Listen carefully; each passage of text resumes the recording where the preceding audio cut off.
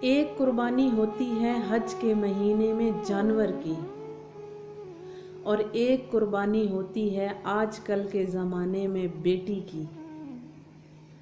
جانور قربان کیا جاتا ہے اللہ کی رضا کے لیے، تو بیٹی کو قربان کیا جاتا ہے خاندان اور رشتے بچانے کے لیے۔